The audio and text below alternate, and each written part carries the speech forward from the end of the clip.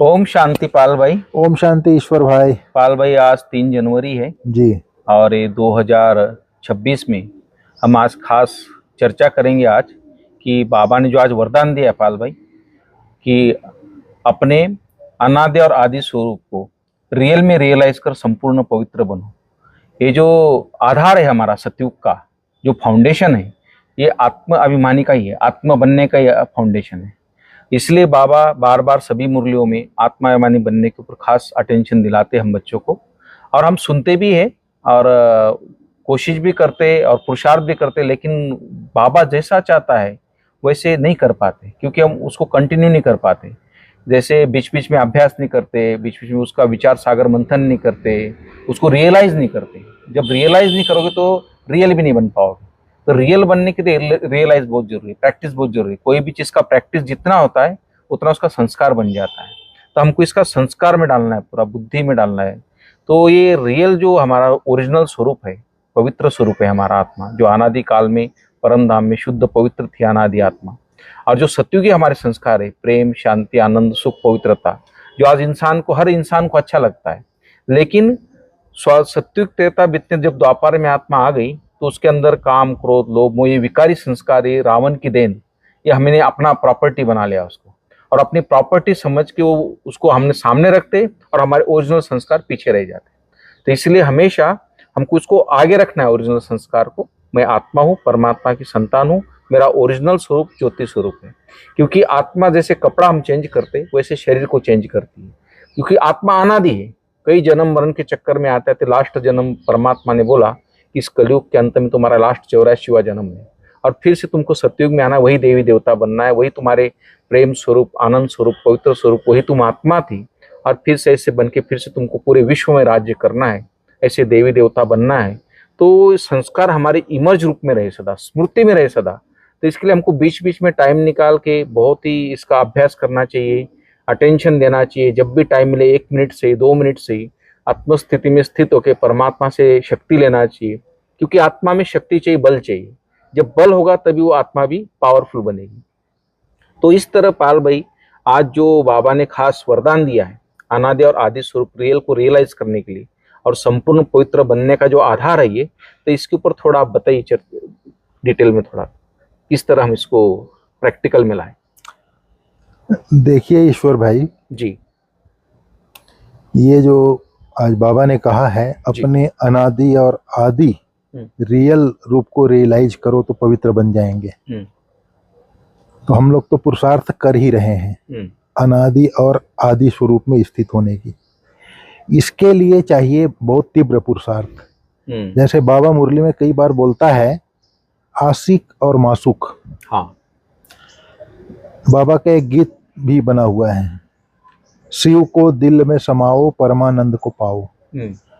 जैसे आशिक होता है जी, तो उसकी मासूक जो होती है या मासूका जो होती है, उसका चेहरा उसकी बुद्धि में छपा रहता है, एनी टाइम उसको उसके बुद्धि में दिखते रहता है उसकी चेहरा कैसा है, उसकी नैनों में बसा रहता है, बुद्धि रूपी नेत्र में उसको वही दिखाई देता है। जी, कौन दिखाई देता है? उसकी मासूका जो होती है। ये बहुत अच्छी बात की अपने आशिक मासूक की। इसमें कोई विकारी प्यार नहीं होता है, लेकिन एक शुद्ध प्यार होता है, आत्मा आत्मा के साथ प्यार होता है। तो ये बहुत अच्छे अपने उदाहरण दे रहे हैं आप, तो बताइए, कंटिन्यू बताइए इस चीज को। तो ये रियल और रियल स्वरूप को रियलाइज करना है जी, तो ये बिल्कुल लगन में मगन होना पड़ेगा, आशिक और मासूक की तरह। जैसे मासूक हमारा शिव बाबा है, शिव बाबा ज्योति स्वरूप है, तो उसका जो बिंदी स्वरूप है जी, आप एकदम बिंदी नहीं देख सकते हैं, एक तिलक की तरह छोटा सा सिंबल देख लो, लेकिन वो 24 घंटा नैनों में झूलता रहे, बुद्धि रूपी नेत्र से वही नजर आए शिव बाबा। शिव बाबा कहते वो बिंदी नजर आए, और मैं आत्मा बिंदी, मेरा बाबा बिंदी। बस जैसे आजकल एनिमेशन में चित्र बनाते हैं, वृत्ति में आत्मा बैठी है और शिव बाबा बिंदी से किरणें आ रही है, बस ये स्वरूप दिखाई देवे, मेरा बाबा कहा और बाबा बिंदी और मैं आत्मा बिंदु, बस नैनों में झूलता रहे शिव बाबा जी। तो मैं अपने अनादि जो बीज रूप स्थिति है उसको भक्ति में भी रियलाइज करूं जी, और रियलाइज करके शिव बाबा बिंदी जो अनादि घर है, अनादि स्वरूप में सदा रहने वाला शिव बाबा है, उसकी स्मृति में रहे हम जी। और यहाँ से जैसे ही अपने आत्मिक स्वरूप में स्थित हो जाते हैं, फिर यहाँ से निकल करके परम धाम घर में स्वयं को रियलाइज करें कि मैं आत्मा निराकार स्वरूप में निराकार शिव बाबा के समीप विराजमान हूँ। तो ये इसके लिए आशिक और मासूक जैसी स्थिति चाहिए, लगन में मगन अवस्था चाहिए। इसके लिए लगन चाहिए जी। बिना लगन के मगन नहीं हो सकते, और मगन अवस्था के बिना बुद्धि जो है शक्तिशाली नहीं हो सकती। यहाँ पर बुद्धि का खेल है, ये बुद्धि का योग है। आशिक और मासूक वाला जो अवस्था है, लगन और मगन वाला अवस्था है, ये बुद्धि का खेल है। पाल भाई, आप एक प्रैक्टिस करते आए हैं सोमान की, जो आप काफ़ी लंबा समय से उसको किया है और शुरू में तो बहुत कंटिन्यू किया है, और उस प्रैक्टिस से आपने प्रैक्टिकल अनुभव हमको बताया था कि मेरा बॉडी कॉन्शियस पूरा करीब करीब ख़त्म हो गया है। तो वो थोड़ा बताइए, क्या अभ्यास किया था आपने? इसके लिए अपने जो अनादि स्वरूप है जी, अनादि स्वरूप के रियलाइजेशन के लिए मटेरियल मैंने तैयार किया जी। मटेरियल तैयार ऐसे किया जैसे हमारे रामलोचन भाई भी कहते थे जी कि रोज की मुरली का एक पॉइंट आप याद करो जी। हमारे आदरणीय रामनाथ भाई जी भी कहते हैं, हाँ, बहुत अंडरलाइन कराते हैं। आप किसी को भी याद नहीं रहता, हमको भी याद नहीं रहता, बोला उन्होंने, लेकिन लिख के रखो। भोजन कर रहे हो तो पढ़ लो, पानी पी रहे हो तो निकाल के पढ़ लो, तो स्मृति में छप जाएगी। तो इसके लिए हमारे जो बड़े लोग जो शिक्षा देते हैं, हमारे जो राजयोगा टीचर हैं, तो इनके कहे अनुसार हम लोगों ने मुरली की जो पॉइंट अच्छी लगती थी उसको बुद्धि में धारण किया, बुद्धि में स्मृति में रखा।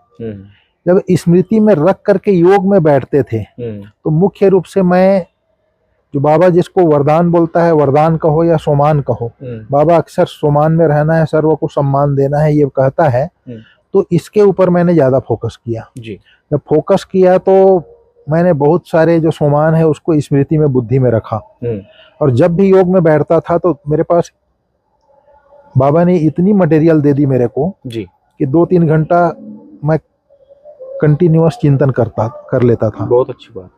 तो 2-3 घंटा कंटिन्यूअस जब ऊपर परम धाम की अवस्था में चिंतन कर लेता था तो ऐसा लगता था जैसे बुद्धि परम धाम में ही टिक गई है, नीचे आने की माना कोई इच्छा नहीं होती, संकल्प नहीं चलते हैं इसमें, ना कोई इधर उधर की बातें आती, ना कोई सेवा की बातें आती, तो कोई संकल्प दूसरा नहीं आता। फिर कोई संकल्प नहीं, मटेरियल ही मेरे पास इतना है कि दूसरे का आने की मार्जिन ही नहीं रहती। बहुत अच्छी बात जी। तो जैसे ही आप लगन में मगन हो जाते हैं जी, कोई भी चाहे सोमान की स्मृति में रह करके, तो इस तरह से मैंने देखा ये जो आत्मिक स्वरूप, अनादि स्वरूप की जो अवस्था है जी, उस स्वरूप में स्थित होने से 1 घंटा 2 घंटा भी रियल स्वरूप को रियलाइज करते हैं तो एहसास होता है कि उस घर का जो पवित्रता है जी, उसका एहसास होता है, उस शांति का एहसास होता है। उसी को आज बाबा ने कहा, अपने अनादि आदि रियल स्वरूप को रियलाइज करके संपूर्ण पवित्र बनो, तो वो पवित्रता का वहां पर एहसास होता है। बिल्कुल सही। तो ये चीज मैंने देखा। फिर बाबा ने कहा आदि स्वरूप, आदि स्वरूप अभी जैसे कल बाबा ने कहा था जी, क्या बोला था, बाप और वर्षे को याद करो। हाँ, अगर रिफ्रेश होना है जी तो बाप और वर्षे को याद करो। रिफ्रेश के साथ ताजगी, फ्रेशनेस जी, मूड एकदम मजा आ गया, बिल्कुल स्थिति अच्छी हो जाती है। मूड माना स्थिति होता है जी जी, मूड बदलना माना मनोस्थिति बदलना, मनोस्थिति का बदलना माना स्थिति बदलना, बिल्कुल। तो मूड एकदम मजा आ जाता है, फ्रेश मूड हो जाता है जी। तो बाप और वर्षे को याद करो, तो ये हमारे 5 स्वरूप के ड्रिल में भी आता है। प्लस मेरा मीठा शिव बाबा जो अनादि स्वरूप में, सदा अनादि स्वरूप में, अनादि घर में रहता है, वो मुझ आत्मा को ऐसा श्री लक्ष्मी श्री नारायण के जैसा बना रहा है। मुझे ऐसा सर्वगुण संपन्न, 16 कला संपूर्ण, संपूर्ण निर्विकारी, मर्यादा पुरुषोत्तम, डबल अहिंसक, डबल ताजधारी, सुख की दुनिया का मालिक, सुख की दुनिया का अधिकारी, पवित्र, संपूर्ण पवित्र, पवित्र दुनिया का अधिकारी बना रहा है।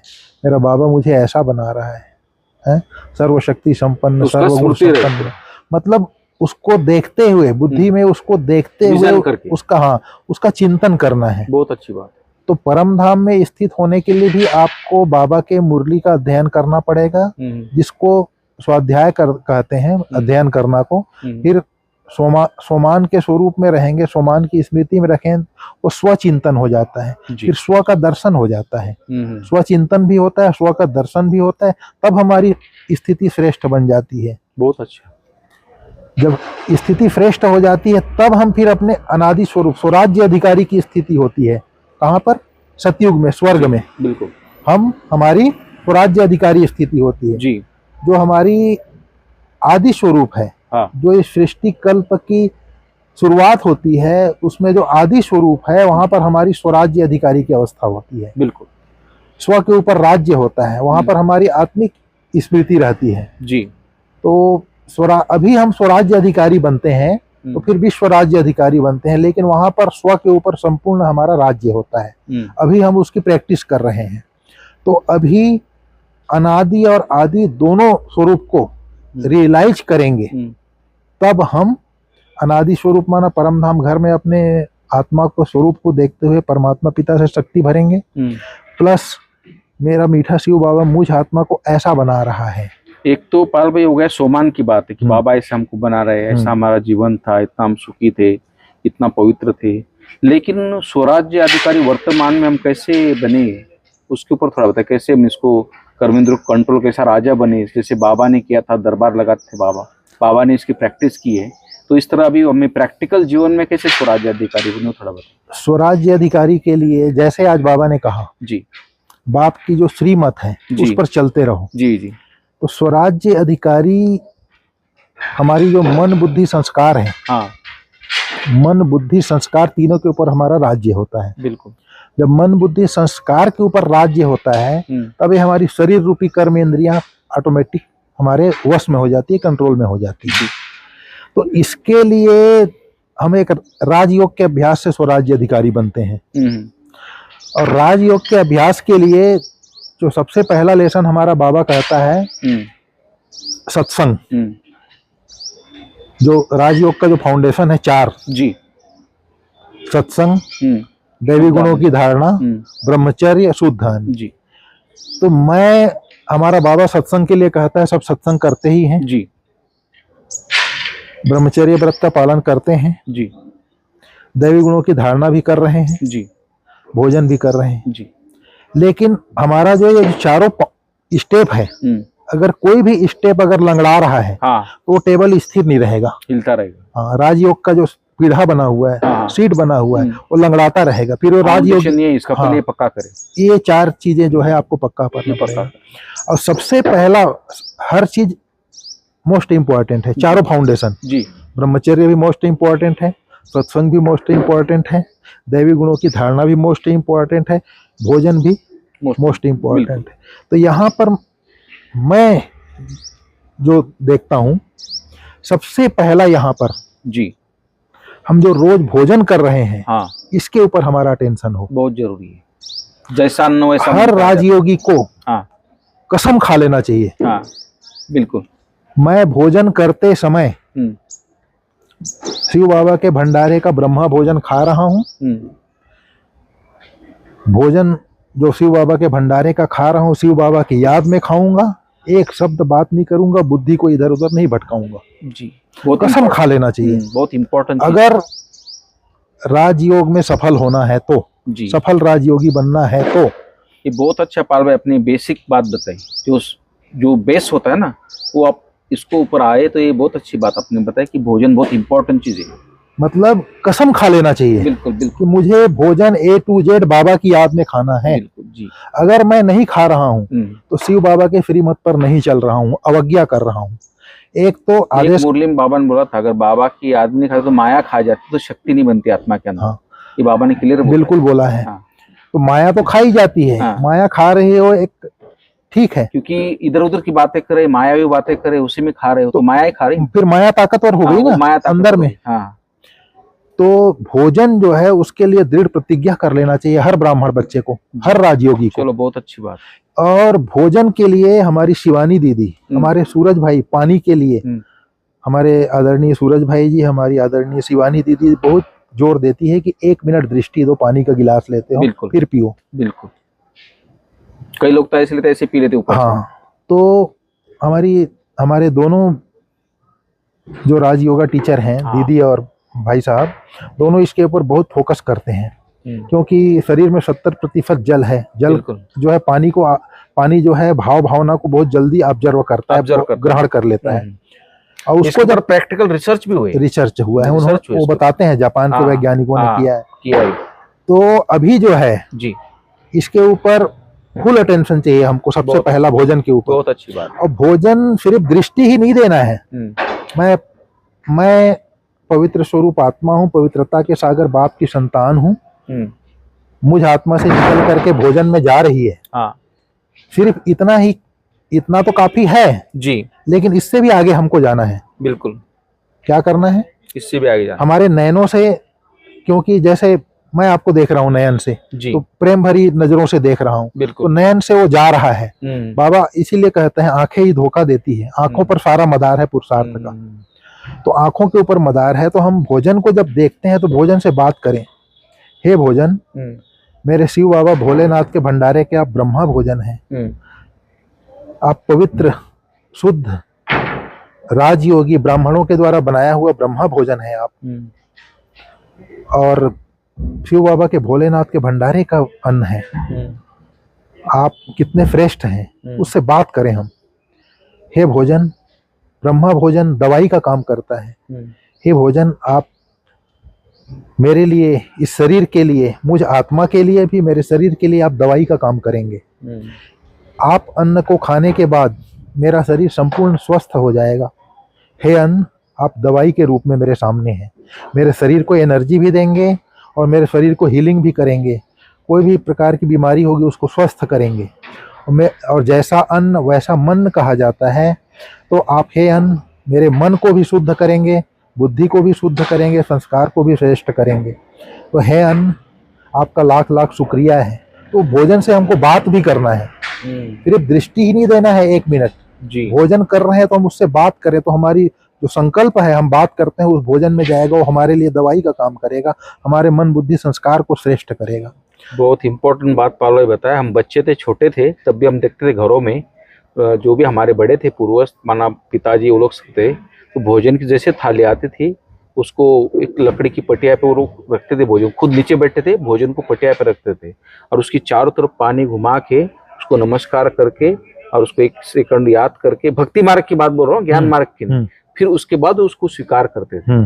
और पूरा थाली धोके भी उसका पानी फेंकते, एक कण भी नहीं फेंकते। इतनी वैल्यू उस भोजन की थी। आजकल वो नहीं रही है। आजकल लोग मस्ती में खा रहे, गीत बजा के खा रहे, टीवी देखते खा रहे, मोबाइल देखते खा रहे, और इधर उधर की बातें करते खा रहे। तो उसका असर जो है वो माइंड पे पड़ रहा है। और यही, और कई लोग बोलते हैं हमारा योग नहीं लगता है, हमारा बाबा से कनेक्शन नहीं जुड़ता है, हमारा मन तो भटकता रहता है, हमारी एकाग्रता नहीं होती है। मैं समझता हूँ इसका मेन कारण जो आपने आज बताया है, भोजन, ये बहुत इंपॉर्टेंट है। बहुत अच्छा लगा। तो ये भोजन का सारा मदार है हमारे ब्राह्मण जीवन पर, राजयोगी जीवन पर जी। उसके बाद बाबा ने जैसे कहा, जैसे भोजन अच्छा हो जाता है तो हमारा ब्रह्मचर्य भी संपूर्ण रूप से ब्रह्मचर्य व्रत का पालन कर सकेंगे। शारीरिक रूप से तो करते ही हैं, मन वचन कर्म से भी ब्रह्मचारी बन जाएंगे। बहुत जरूरी है। तो मुख्य फाउंडेशन 4 जो स्तंभ है राजयोग के जी, वो चारों स्तंभ में भोजन बाबा ने आकर के सत्संग दिया है, ज्ञान दिया है। मतलब चारों स्तंभ जो है बराबर है, बट भोजन की महत्ता इतनी ज्यादा है जी। हमको सत्संग करना है, सत्संग बुद्धि में धारण करने लिए भी भोजन, हमको पहले भोजन के ऊपर अटेंशन देना है। बिल्कुल, भोजन के ऊपर अटेंशन देना है। फिर ब्रह्मचर्य भी शुद्ध हो जाता है हमारा, संपूर्ण ब्रह्मचर्य व्रत का पालन करने लग जाएंगे, मन वचन कर्म से भी। फिर दैवी गुणों की धारणा, जैसे ये भोजन हम खा रहे हैं, ये भी एक दैवी गुण है हमारा, बाबा ने कहा है, तो दैवी गुणों की धारणा भी सहज हो जाती है। हमारे मन वचन कर्म शुद्ध हो जाएंगे, हम पवित्र बन जाएंगे, ब्रह्मचारी बन जाएंगे। जो हमारा ब्रह्मा बाबा ने किया, एक सारे चीजों को जीवन में धारण किया, एक स्वराज्य अधिकारी बन करके दिखाया जी, वो सारी चीजें हमारे अंदर आने लगेगी। बिल्कुल सही है। तो मुख्य आज के डेट में हम जिसके ऊपर लापरवाही करते हैं जी, ये आज भोजन के ऊपर है। बहुत अच्छा। तो भोजन को सबसे पहला नंबर देते हुए, भोजन की विशेषता को जानते हुए, उसके ऊपर अटेंशन देते हुए हम अगर भोजन ग्रहण करते हैं तो स्वराज्य अधिकारी बनने के लिए जो पहला स्टेप है जी, इसको अच्छी रीति से हम पालन करते हैं तो सत्संग करेंगे तो फिर बुद्धि हमारे सत्संग का जो ज्ञान बाबा हमको सुनाता है, मुरली सुनाता है, वो सत का संग हमारा असर होगा, मुरली बुद्धि में जाएगी, बुद्धि में भरती जाएगी जी, फिर बुद्धि में भरेगी, वो भाव भावना हमारी शुद्ध होती जाएगी जी, सत्संग जी, फिर ब्रह्मचर्य व्रत का तो पालन हो ही जाएगा, फिर दैवी गुणों की धारणा भी हो जाएगी। तो ये राजयोगा का जो मुख्य फाउंडेशन अभी हमको भोजन के ऊपर बहुत जोर देना पड़ेगा। बिल्कुल पाल भाई, आपने सही कहा, ये फाउंडेशन है राजयोगा का और योगिक जीवन का एक फाउंडेशन है। और जब फाउंडेशन जैसे कोई बिल्डिंग में बाद फाउंडेशन को मजबूत किया जाता है भविष्य को देखते हुए, तो ऐसे हमारा भविष्य श्रेष्ठ बनाने के लिए फाउंडेशन अगर मजबूत होगा, हमारी आत्मा भी जल्दी से जल्दी सतोप्रधान बनेगी। और इसके आत्मा की तो बहुत बड़ी टॉपिक है ये, और इसके ऊपर हम और भी कल चर्चा करेंगे। नहीं, इसमें जैसे स्वाध्याय है, सत्संग है जी, सत्संग में इसको स्वराज्य अधिकारी के लिए मैं 5 बातें अव्यक्तवाणी से निकाला था जी, स्वाध्याय माना मुरली, जी, पढ़ाई हमारी। जी, तो स्वाध्याय में जब करते हैं हम तो उसमें से जो सोमान लेते हैं, जब सोमान का चिंतन करते हैं तो वही स्वचिंतन कहलाता है। जी, जैसे बाबा ने कहा सोमान स्वचिंतन, हाँ, स्वचिंतन, स्वदर्शन, फिर स्वस्थिति, 5 हो गए, फिर स्वराज्य अधिकारी। जी, बिल्कुल। तो जो व्यक्ति सत्संगी है अर्थात स्वाध्याय करने वाला है, मुरली का पढ़ने वाला है अच्छी तरह से, हमारी दादी जानकी कैसे बनी आज स्वराज्य अधिकारी, यही इसी के कारण बनी। इसी का स्वाध्याय उसका इतना जबरदस्त था, मुरली को घोंट घोंट के पी गई, तो सदा सोमान में रहती थी, मैं कौन, मेरा कौन। जी बिल्कुल, दादी ऐसे बोलती थी, मैं शांत स्वरूप आत्मा हूँ, शांति सागर बाप की संतान हूँ, शांति धाम मेरा घर है। 3 बार ओम शांति दादी के मुंह से निकलता था। दादी की जो स्थिति बन गई तब दादी ने 3 बार बोला। सही बात है, क्योंकि कोई भी चीज 3 बार बोलते हैं वो सिद्ध हो जाता है। तो दादी बोलती थी, इसका मतलब बोल रही है, हर कोई अपना अलग मीनिंग निकालता है 3 बार का, लेकिन जब दादी ओम शांति की स्वरूप बन गई, बिल्कुल इस विश्व में सबसे मोस्ट स्टेबल माइंड बन गई जी, तब दादी ने के मुख से निकला 3 बार ओम शांति, मैं शांत स्वरूप आत्मा हूँ, मैं शांत स्वरूप आत्मा हूँ, मैं शांत स्वरूप आत्मा हूँ। तो इसका शांत स्वरूप शांतिदाता की संतान हूँ, शांति सागर, शांति धाम मेरा घर है, घर मेरा कर्तव्य सारे विश्व में शांति। हाँ, तो ये जो स्वाध्याय दादी का पक्का था, तो सोमान में रहती थी, तो स्वदर्शन करती थी, स्वचिंतन करती थी, तो स्वस्थिति श्रेष्ठ बन गई। जब जिसकी स्वस्थिति श्रेष्ठ बन गई वो स्वराज्य अधिकारी बन जाता है। और स्वराज्य अधिकारी को ही मास्टर सर्वशक्तिवान कहते हैं, मास्टर ज्ञान सूर्य कहते हैं, लाइट हाउस, माइट हाउस कहते हैं। बहुत अच्छा। तो हमारा ये जो राजयोग का 4 फाउंडेशन है, चारों फाउंडेशन में से अभी हम भोजन के ऊपर बहुत लापरवाह हो गए हैं, उसके ऊपर अटेंशन देना पड़ेगा हम। बहुत अच्छा पाल भाई, क्योंकि आत्मा का मैं बता था कि टॉपिक बहुत लंबा है और कल हम इसके ऊपर चर्चा करेंगे। जैसे बाबा का जो अव्यक्त मार्ग चल रहा है और बाबा ने अंतिम समय जो शिक्षाएं दी हमको, निराकारी, निर्विकारी और निरहंकारी, और साथ में हम जो सामने में जब हम कारोबार में आते तो हमारे साथ कई लोग कांटेक्ट में आते, भाई भी आते, बहनें भी आते, तो हम वो प्रैक्टिकल में कैसे उसको आत्मिक स्वरूप से देखें, कैसे साक्षी होकर देखें, कैसे हर एक आत्मा का अपना पार्ट है और कैसे वो निजी पार्ट बजा रहा है, और हर आत्मा कैसे ज्योति स्वरूप है, उस स्मृति को हम प्रैक्टिकल में थोड़ा कल इसके ऊपर चर्चा करेंगे। तो बहुत बहुत धन्यवाद आपका। तो आप इतने डिटेल में आज इसका मेन फाउंडेशन आपने बताया स्वराज्य अधिकारी का और आने वाले भविष्य में राज्य अधिकारी बनने का, तो बहुत अच्छी बात है आपने ये बताई। और लेकिन कल हम आपसे सुनेंगे कि निराकारी, निर्विकारी, निरहंकारी बाबा कैसे बने और कैसे बाबा ने संपूर्ण फरिश्ता रूप धारण किया अव्यक्त स्थिति बाबा ने या अव्यक्त मास में। मैं चाहता हूँ कि अनेक भाई बहनों को इसकी प्रेरणा मिले मधुबन से और वो अपनी अवस्था को ऊंचा तक ले जाए, क्योंकि छोटी छोटी कमियां होती है, छोटी छोटी लीकेज होती है, उसको अगर बंद कर देंगे तो आपकी घड़ा भर जाएगा और माना भरपूर हो जाओगे आप ज्ञान से।